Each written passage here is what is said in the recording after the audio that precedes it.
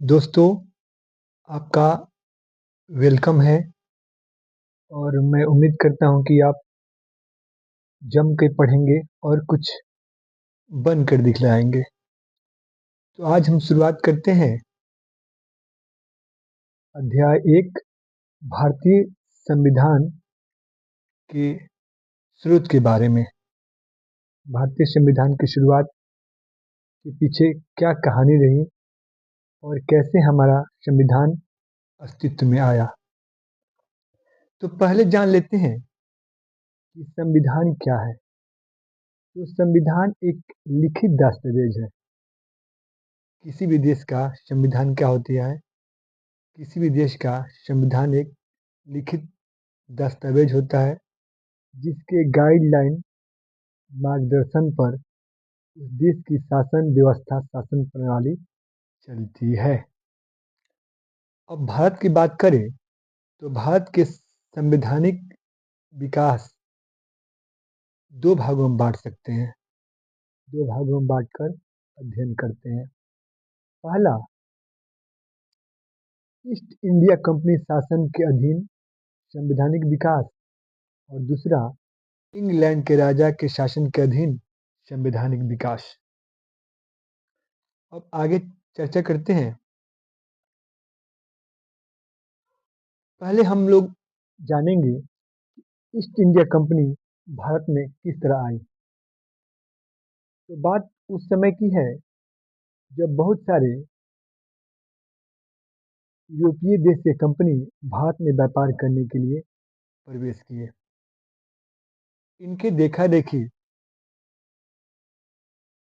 England की एक company east India company जो है, इसका नाम है, उन्होंने अपने रानी, उस समय एलिजाबेथ इंग्लैंड की रानी थी, उनसे एक आदेश, शाही आदेश लिया और उस शाही आदेश को लेकर 31 दिसंबर 1600 ईस्वी में समुद्री मार्ग से वे लोग भारत आए। यह जो आदेश था वह 15 वर्षों तक भारत में व्यापार करने का आदेश इसमें दिया गया था। और जो एक कंपनी आई उसका नाम ईस्ट इंडिया कंपनी था। उसमें कुल 217 भागीदार थे। 17 व्यक्तियों का उसमें पार्टनरशिप ही था। और इस कंपनी की कुल पूंजी उस समय 30,133 पाउंड था। जब यह कंपनी भारत आई और भारत में उस समय मुगल सम्राट जहांगीर थे, जहांगीर के दरबार में वे आए, जैसे कि फोटो दिख रहा है, और रानी का आदेश दिखा करके उनसे व्यापार करने की अनुमति मांगे और राजा द्वारा उनको व्यापार करने की अनुमति, भारत में व्यापार करने का आदेश प्राप्त कर लिया। और आदेश के बाद भारत में व्यापार करना प्रारंभ कर दिया। अब बात करें तो ईस्ट इंडिया कंपनी जो थी, इसका जितने भी प्रशासन की जिम्मेवारी, कंट्रोल करने की जिम्मेवारी, देख रेख की जिम्मेवारी एक गवर्नर और एक उप गवर्नर के साथ 24 व्यक्तियों की टीम हुआ करती थी, जो इस कंपनी का सारा प्रशासन की सारा देख रेख की जिम्मेवारी करती थी, जिसे गवर्नर और उसकी परिषद कहा जाता था। क्योंकि सर्वे सर्वा इस कंपनी का जो परिषद थी उसका हेड गवर्नर थे और 24 व्यक्ति की जो समूह होती थी उसको परिषद कहा जाता था। अब आगे बात करें कि गवर्नर और उसकी परिषद को गवर्नर और उसकी परिषद को कोर्ट ऑफ डायरेक्टर कहा जाता था। कोर्ट ऑफ डायरेक्टर, ध्यान देंगे, या निदेशक मंडल के नाम भी आता है।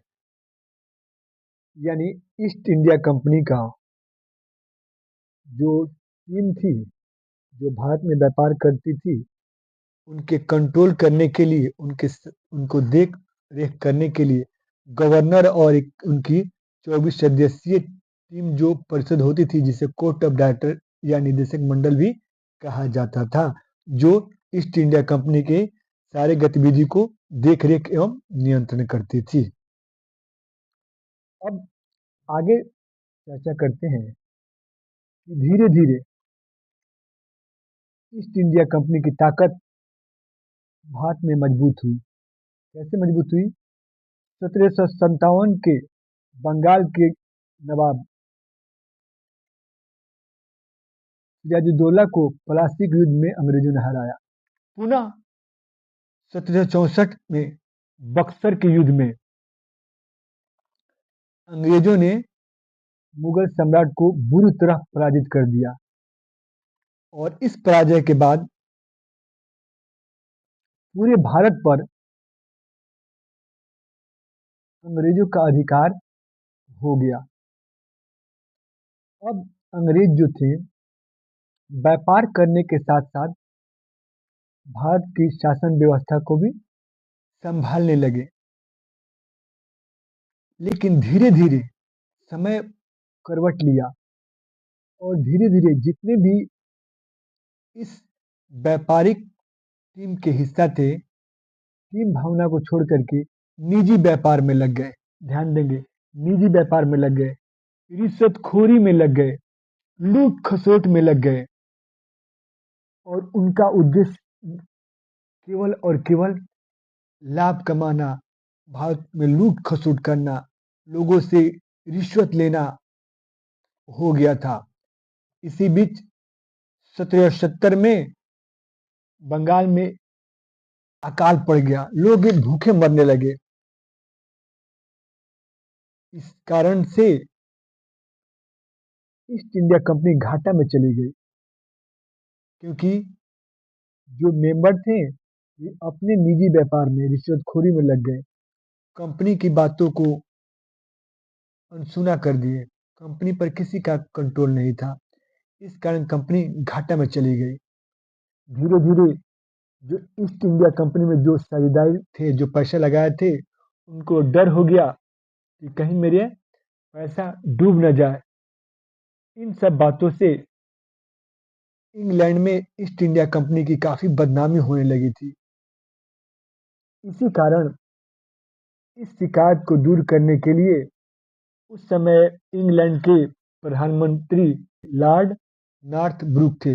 उन्होंने एक सीक्रेट मीटिंग बैठा करके एक सीक्रेट टीम से ईस्ट इंडिया कंपनी की गतिविधि की जांच कराया और जांच में यह सब बात सही पाया कि ईस्ट इंडिया कंपनी लूट खसोट, निजी व्यापार, रिश्वतखोरी, लोगों से उपहार लेने आदि काम में लगे हुए थे। व्यापार में काफी घाटा हो रही थी, जबकि इसके अधिकारी और इसके कर्मी मालामाल हो रहे थे।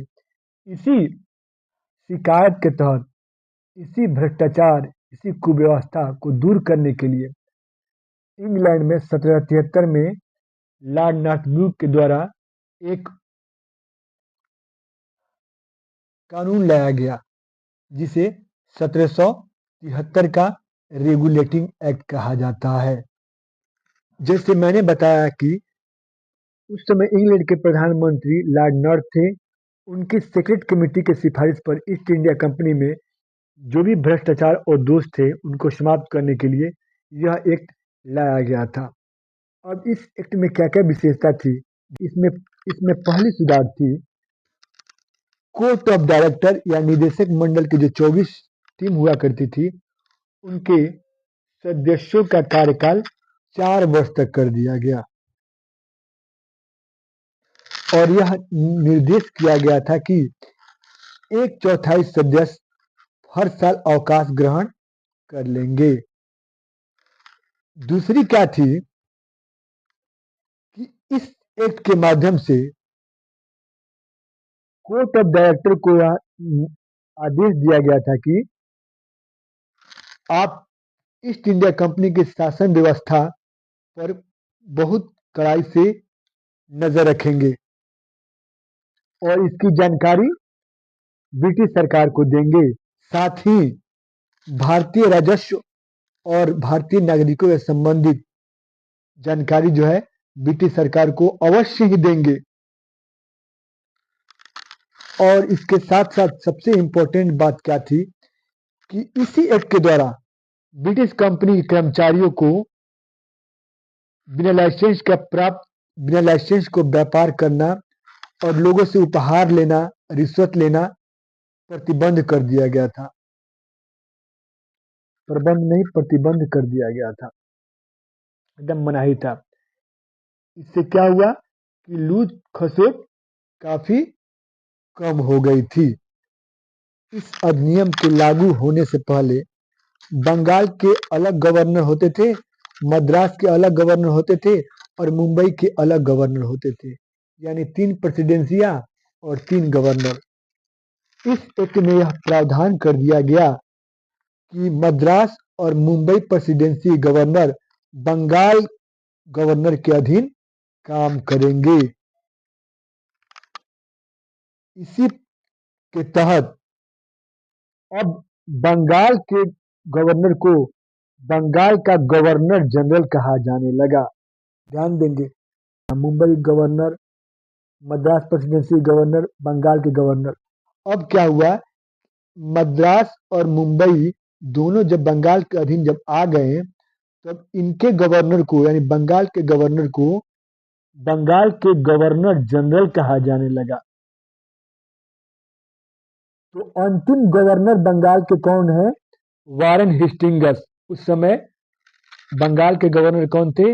Warren Hastings. तो वारेन हेस्टिंग्स बंगाल के अंतिम गवर्नर हुए और बंगाल के प्रथम गवर्नर जनरल हो गए, जिसके अधीन मद्रास और मुंबई के प्रेसिडेंसियां भी थी। तो बंगाल के प्रथम गवर्नर जनरल हो गए वारेन हेस्टिंग्स। अब इस अधिनियम का तब एक और महत्वपूर्ण सुधार क्या हुए? इस अधिनियम के तहत कलकत्ता में एक सुप्रीम कोर्ट की स्थापना किया गया और उस कोर्ट के मुख्य न्यायाधीश सर इलिजाह एम्पे और उनके हेल्प करने के लिए 3 अन्य न्यायाधीश चेम्बर्स, लिमेनेस्टर और हाइड को बनाया गया। अगर यह न्यायालय कोई निर्णय सही ढंग से नहीं देती थी तो इसके विरुद्ध प्रीवी काउंसिल में अपील किया जाता था। ध्यान देंगे, अब क्या हुआ कि वारेन हेस्टिंग्स से ताकत बढ़ा दिया गया, क्योंकि उसके अधीन 2 अन्य प्रेसिडेंसी गवर्नर आ गए और यहाँ सुप्रीम कोर्ट के न्यायाधीश जो थे इनकी ताकत ज्यादा थी। अब क्या हुआ कि मुख्य न्यायाधीश और वारेन हेस्टिंग्स में हमेशा कन्फ्लिक्ट हुआ करती थी। दोनों में हमेशा विवाद हो रही थी कि मैं ताकतवर, क्योंकि कोई स्पष्ट दिशा निर्देश इस कानून में नहीं था कि ये कैसे काम करेंगे और ये किस किस विषय पर काम करेंगे। साथ ही जब वारेन हेस्टिंग्स को बंगाल का गवर्नर जनरल बनाया गया, जब वारेन हेस्टिंग्स को बंगाल का गवर्नर जनरल बनाया गया तो क्या हुआ, 2 अन्य गवर्नर जो थे मुंबई के और मद्रास के, इनके बीच भी काफी कन्फ्लिक्ट होने लगा, क्योंकि ये दोनों सेम रैंक के थे और बंगाल के गवर्नर को ज्यादा ताकतवर बना दिया गया, तो काम करने में काफी गतिरोध उत्पन्न हो गए। तो मुख्य रूप से बात करें तो इस एक्ट में यानी 1773 के रेगुलेटिंग एक्ट में 3 तरह के सुधार हुए। कोर्ट ऑफ डायरेक्टर के कार्य प्रणाली में सुधार, दूसरी सुधार कि बंगाल के गवर्नर को दोनों अन्य प्रेसिडेंसी गवर्नर ही बना दिया गया और कलकत्ता में सुप्रीम कोर्ट की स्थापना हुई और अंत में ब्रिटिश कंपनी को जो कर्मचारी थे वो बिना लाइसेंस के भारत में व्यापार नहीं कर सकते थे और उनको रिश्वत लेना, उपहार लेना और भ्रष्टाचार के लिए प्रतिबंध कर दिया गया। कुल मिलाकर देखें तो यह जो कानून था पूर्ण रूप से ईस्ट इंडिया कंपनी के व्यापारियों को कंट्रोल करने के लिए, उसके अधिकारियों को, उसके कर्मचारियों को कंट्रोल करने के लिए लाया गया था। इसलिए इसको रेगुलेटिंग या विनियमन अधिनियम कहा जाता है। यह भारतीय संवैधानिक सुधार में इसका ज़्यादा योगदान नहीं है। यह मुख्य रूप से कंपनी के प्रशासकों एवं कर्मचारियों को कंट्रोल करने के लिए यह अधिनियम लाया गया था। आगे चर्चा करते हैं एक्ट ऑफ सेटलमेंट के बारे में। एक्ट ऑफ सेटलमेंट 1781 नाम है क्या? एक्ट ऑफ सेटलमेंट या अमेंडमेंटिंग एक्ट ऑफ 1781। तो इसका नाम हुआ सेटलमेंट करना या सुधार करना। तो जैसा कि हम जानते हैं 1773 के रेगुलेटिंग एक्ट में पहला कारण क्या था? इसमें बंगाल के गवर्नर को ज़्यादा ताकतवर बना दिया गया। इस कारण दो अन्य गवर्नर जो मद्रास प्रेसिडेंसी गवर्नर और मुंबई प्रेसिडेंसी गवर्नर, दोनों में क्या हुआ? दोनों के बीच काफ़ी मतभेद शुरू हो गया।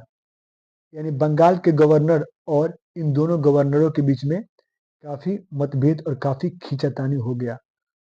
दोनों गवर्नर बंगाल के गवर्नर की बात नहीं मानते थे या कभी-कभी अनदेखा कर देते थे। दूसरी तरफ सुप्रीम कोर्ट के मुख्य न्यायाधीश और गवर्नर जनरल दोनों अपने अपने को ताकतवर समझने लगे। इस कारण दोनों के बीच में हमेशा विवाद होते रहा। इन सब समस्याओं को दूर करने के लिए, इन सब समस्याओं को सेटल करने के लिए सेटलमेंट एक्ट 1781 लाया गया। ध्यान देंगे क्योंकि उस अधिनियम में 1773 के अधिनियम में जो कमियां थी उसको सुधार करने के लिए 1781 का अधिनियम लाया गया था। इसलिए इसको संशोधन अधिनियम 1781 भी कहा जाता है, अमेंडमेंट एक्ट 1781। अब इसमें ध्यान देंगे क्या क्या हुआ। इसमें केवल सुधार हुआ। सुधार क्या हुआ कि गवर्नर और उसकी परिषद को सर्वोच्च न्यायालय की अधिकारिता से मुक्त कर दिया गया। दोनों को अधिकार अपना अपना बांट दिया गया।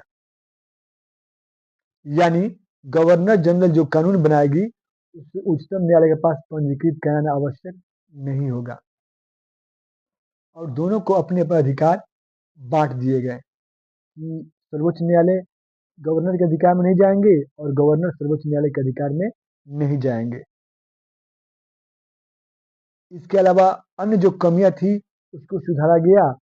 और एक महत्वपूर्ण सुधार क्या थी इस अधिनियम में कि कोलकाता सरकार को बंगाल, बिहार और उड़ीसा के लिए भी कानून बनाने का अधिकार दे दिया गया। बहुत ध्यान देंगे, बहुत मजेदार रोचक फैक्ट है। चूंकि रेगुलेटिंग एक्ट में काफी दोष था, अधिकार का डिफिनीशन नहीं किया गया था कि किसके अधिकार को कैसे करना है।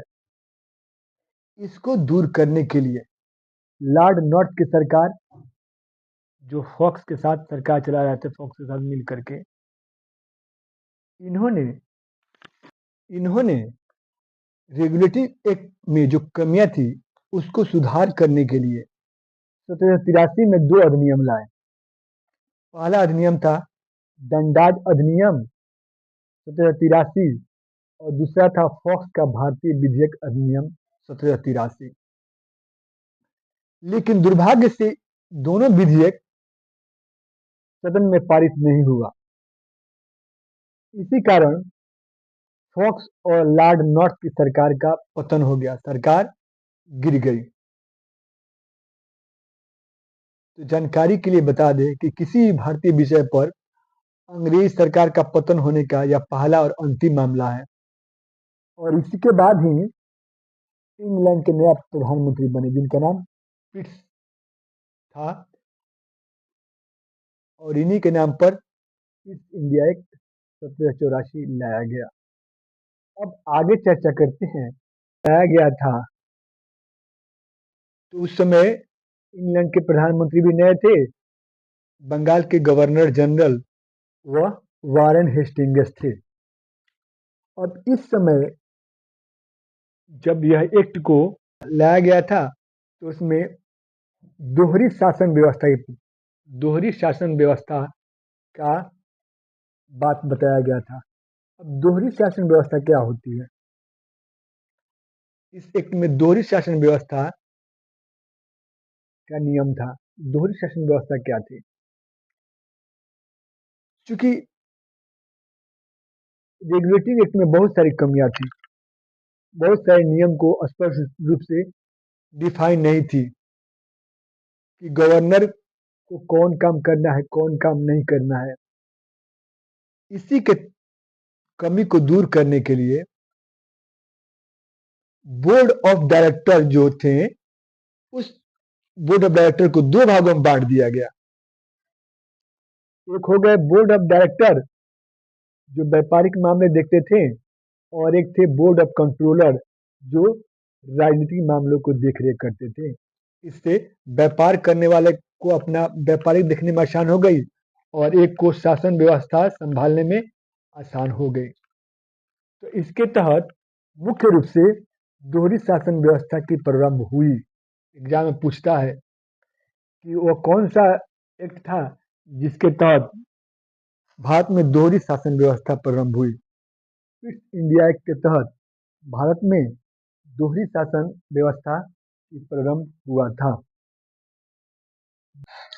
आगे 1784 के पिट्स इंडिया एक्ट में एक सबसे महत्वपूर्ण बदलाव क्या था कि भारत में कोई अगर अंग्रेज अधिकारी या कोई अंग्रेज कर्मचारी कोई अवैध काम करता है, कोई अवैध कार्यों में लिप्त करता है, भ्रष्टाचार में लिप्त पाया जाता है, तो इसके लिए मुकदमा चलाने के लिए, उस पर मुकदमा चलाने के लिए इंग्लैंड में एक कोर्ट की स्थापना किया गया, और इसी कोर्ट में उस भ्रष्ट अधिकारी पर मुकदमा चलाया जाने की प्रावधान किया गया था। इस तरह देखते हैं कि 1784 के पिट्स इंडिया एक्ट में अनेक प्रावधान को साफ तरीका से परिभाषित किया गया, जिससे अंग्रेजों को भारत में शासन, प्रशासन एवं व्यापार करने में काफी सुविधा मिली। अब आगे चलते हैं। 1793 के चार्टर अधिनियम, यह पहला चार्टर अधिनियम था। अब ध्यान देंगे इसमें, इस अधिनियम की सबसे महत्वपूर्ण विशेषता क्या थी, इसका सबसे इंपॉर्टेंट रोल क्या था कि 1784 के पिट्स इंडिया एक्ट में दोहरी शासन की व्यवस्था कर दी गई थी। एक बोर्ड ऑफ डायरेक्टर और एक बोर्ड ऑफ कंट्रोलर। तो बोर्ड ऑफ डायरेक्टर व्यापारिक मामले देखते थे, और बोर्ड ऑफ कंट्रोलर यह जो थे भारत के शासन व्यवस्था को देखते थे। तो अब यहाँ बता दें कि इनके पास आर्थिक पावर काफी कम थी। यूं कहें कि आर्थिक पावर इनको नहीं थी। इनके पास कोई बजट का फंड, कोई पैसे का फंड नहीं था। इसी कारण इनके सदस्यों और कर्मचारियों को वेतन और भत्ते भारतीय राजस्व से देने की व्यवस्था कर दी गई। अब बोर्ड ऑफ कंट्रोल जो भारत की शासन व्यवस्था को देखते थे, इनका वेतन और इनका भत्ता जो है भारतीय राजस्व से देने की कानून बनाया गया। दूसरा महत्वपूर्ण बातें क्या थी कि ब्रिटिश भारतीय क्षेत्र में वहां पर लिखित कानून द्वारा प्रशासन किया जाएगा। और एक और इम्पोर्टेंट इसमें रूल है कि इस अधिनियम के द्वारा ईस्ट इंडिया कंपनी को व्यापारिक अधिकार 20 साल के लिए बढ़ा दिया गया। यानी 20 साल के बाद ये व्यापार इंडिया में नहीं करेंगे। अब ये काम करेंगे क्या? केवल शासन, प्रशासन और कंट्रोल करेंगे। 1793 के 20 साल बाद यानी 1813 में दूसरा चार्टर एक्ट आया। तो जैसे कि पिछले 1893 के चार्टर एक्ट में था कि कंपनी का अधिकार भारत में 20 साल तक व्यापार करने का था। उसके बाद इनका अधिकार बिल्कुल खत्म कर दिया गया। अब ये भारत में व्यापार नहीं करेंगे, कंपनी भारत के साथ व्यापार नहीं करेंगे, लेकिन चीन के साथ और पूर्वी देशों के साथ उनको व्यापार करने का 20 वर्षों का अधिकार रहा। उन देशों में वो व्यापार करेंगे, भारत में व्यापार नहीं करेंगे, भारत में शासन प्रशासन की काम करेंगे। इसकी रूपरेखा 1993 के चार्टर एक्ट में ही कर दिया गया था। दूसरा काम क्या था इसमें? बड़ी अच्छी काम थी दूसरा काम। भारत में लोगों को शिक्षित करने के लिए, लोगों को साक्षर बनाने के लिए हर साल 1 लाख रुपया खर्च करने का प्रावधान किया गया था। यानी ब्रिटिश सरकार भारतीयों की शिक्षा पर हर साल 1 लाख रुपया खर्च किया जाएगा। और तीसरी महत्वपूर्ण इसमें क्या थी बातें? पहली बार 1813 के एक्ट द्वारा ईसाई मशीनरी को भारत में अपने ईसाई धर्म के प्रचार करने के लिए, इसको स्कूल खोलने के लिए, अपने मत संप्रदाय के बारे में प्रचार करने के लिए, भारत आने के लिए आज्ञा दे दी गई। अब यहाँ वे आकर के प्रचार करते थे, अपनी मशीनरी संस्थान की स्थापना कर सकते थे और अब स्कूल खोल सकते थे। तो इसी अधिनियम के तहत यह प्रावधान किया गया। और एक महत्वपूर्ण प्रावधान क्या थी कि जो स्थानीय स्वशासन संस्था जो थी, अब वे क्या इस अधिनियम के तहत स्थानीय स्तर पर कर लगा सकते थे, कोई छोटा मोटा चुंगी या टैक्स लगा सकते थे। एक और महत्वपूर्ण बात इसमें थी शासन को कंट्रोल करने के लिए, भारतीय शासन को कंट्रोल करने के लिए, कि इस राजलेख में, इस चार्टर लेख में यह प्रावधान था कि कोलकाता, मुंबई और मद्रास की सरकार और कोई कानून बनाती है, कोई नियम बनाती है, तो उस नियम को ब्रिटिश संसद द्वारा अनुमोदन कराना आवश्यक था। इसके अलावा ब्रिटिश सम्राट के स्वीकृति से ही कंपनी के गवर्नर जनरल, अन्य गवर्नर तथा प्रधान सेनापति की नियुक्ति किया जाता था। इसके पहले ऐसा प्रावधान नहीं था। अब से प्रावधान हो गया कि जो भी सरकार कानून बनाएगी, चाहे कोलकाता हुआ या मुंबई हुआ या मद्रास की सरकार, तो इस कानून को ब्रिटिश संसद से अनुमोदन करना आवश्यक है। और इस तरह देखते हैं कि धीरे धीरे ईस्ट इंडिया कंपनी के शासन प्रणाली पर ब्रिटिश प्रशासन, ब्रिटिश शासन का कंट्रोल काफी अधिक होने लगा।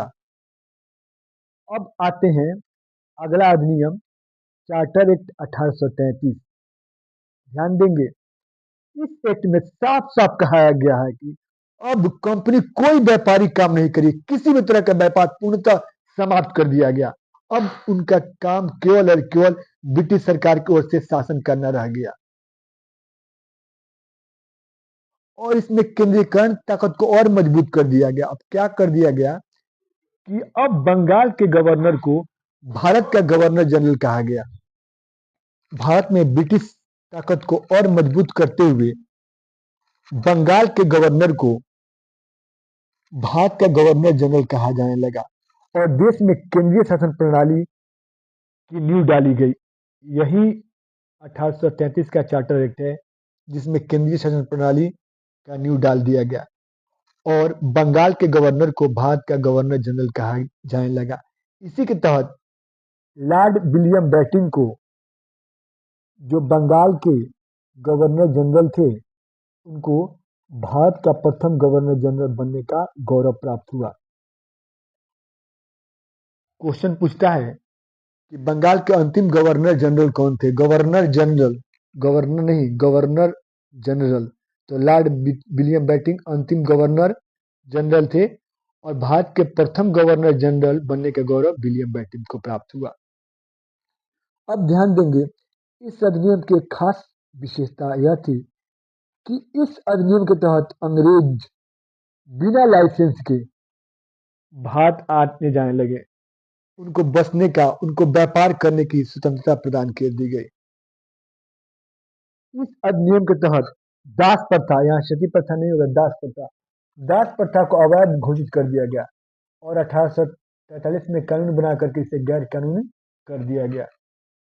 एक और सुधार क्या थी इसमें, इस अधिनियम के अंतर्गत गवर्नर जनरल की परिषद को राजस्व के संबंध में पूर्ण अधिकार दे दिया गया और संपूर्ण देश के लिए एक ही बजट बनाने का अधिकार दिया गया। एक और महत्वपूर्ण बात थी कि भारतीय कानून का वर्गीकरण कर दिया गया और इस कार्य के लिए लॉर्ड मैकाले की अध्यक्षता में 1834 में विधि आयोग का गठन किया गया। तो ध्यान देंगे, फिर से रिवाइज करा देते हैं कि इस अधिनियम की महत्वपूर्ण विशेषता थी कि पूरे भारत में केंद्रीयकरण की व्यवस्था शुरुआत की गई और बंगाल के गवर्नर जनरल को पूरे भारत का गवर्नर जनरल बना दिया गया। इस अधिनियम के तहत कोई भी अंग्रेज बिना लाइसेंस के भारत में आने जाने और बसने की छूट प्रदान की गई थी। अगली विशेषता थी कि दास प्रथा पर रोक लगा दी गई थी और 1843 में इसे कानून बना करके गैर कानूनी घोषित किया गया था और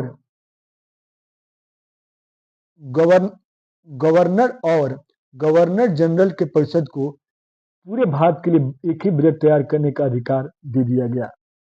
और अंतिम बातें हैं, भारतीय कानून का वर्गीकरण किया गया और लॉर्ड मैकाले की अध्यक्षता में विधि आयोग का गठन किया गया। तो इस तरह देखते हैं कि भारत में केंद्रीय प्रणाली की सिस्टम जो है थी 1833 के चार्टर अधिनियम से शुरुआत मानी जाती है। अब हम जानेंगे 1853 के चार्टर अधिनियम के बारे में। यह अंतिम राजलेख यानी अंतिम चार्टर एक्ट कहा जाता है। इससे पहले कुल 3 चार्टर अभिलेख थे। पहला 1793, दूसरा 1813 और तीसरा 1833 और चौथा 1853। ये चौथा चार्टर लेख है जो अंतिम चार्टर अभिलेख कहा जाता है। इसकी महत्वपूर्ण बातें निम्नलिखित है। पहली बातें कि अब कंपनी में अधिकारियों की नियुक्ति नामजदगी के आधार पर एंड नॉमिनेशन के आधार पर नहीं, बल्कि सिविल सर्विस में प्रतियोगिता परीक्षा के द्वारा इनरोलमेंट होना शुरू कर दिया। इसके तहत अब भारतीयों को भी अधिकारी के पद पर नियुक्ति होने लगी। 1854 में लॉर्ड मैकाले ने एक रिपोर्ट प्रस्तुत की और बताया कि प्रतियोगिता परीक्षा के आधार पर सेवा में भर्ती लेने से शासन प्रक्रिया में सुचारू और दक्षता आएगी।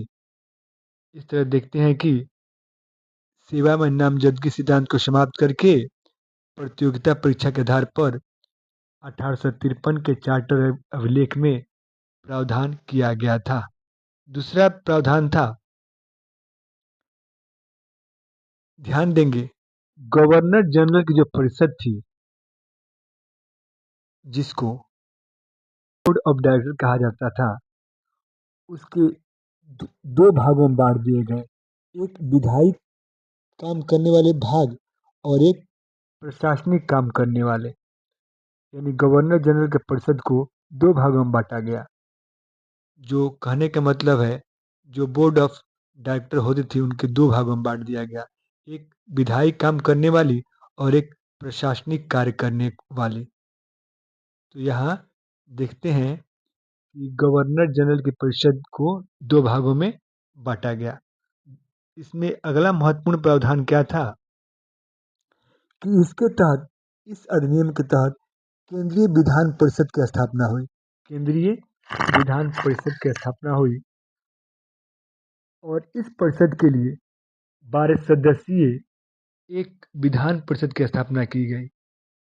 ये सदस्य विभिन्न प्रांतों और क्षेत्रों के प्रतिनिधि थे और विभिन्न प्रांतों और क्षेत्रों के प्रतिनिधि चुन करके इस केंद्रीय विधान परिषद में उनकी नियुक्ति की गई। और इन विधान परिषद का मुख्य काम था देश के लिए कानून बनाना और इसी कानून के आधार पर देश की शासन व्यवस्था चलती थी। अगला महत्वपूर्ण काम इसमें क्या था कि निदेशक मंडल के सदस्य जो होते थे, यानी बोर्ड ऑफ डायरेक्टर के, उसके सदस्यों की संख्या पहले जानते थे कि 24 हुआ करती थी। अब इन सदस्यों की संख्या कमी करके 18 कर दिया गया और 18 में से 6 सदस्य राजा द्वारा मनोनीत करने का प्रावधान था। तो इस प्रकार देखते हैं कि 1773 के रेगुलेटिंग एक्ट से लेकर 1853 के चार्टर एक्ट तक अनेक संवैधानिक सुधार हुआ, जिसके तहत भारत की शासन व्यवस्था में ब्रिटिश पकड़ काफी मजबूत हो गई। इस तरह देखते हैं कि हमने इन सारे चैप्टरों को बहुत आसानी से समझते हुए देखा। आगे एक कथन है, ध्यान देंगे। सफलता उनके कदम चूमती है जो कभी हार नहीं मानते और मेहनत और विश्वास से ही जीवन में मंजिल मिलती है। तो यकीन कीजिए, खूब मन से पढ़िए, ईश्वर को ध्यान दीजिए, आप जरूर सफल होंगे। मिलते हैं नए अध्याय के साथ, तब तक के लिए जय हिंद, जय भारत।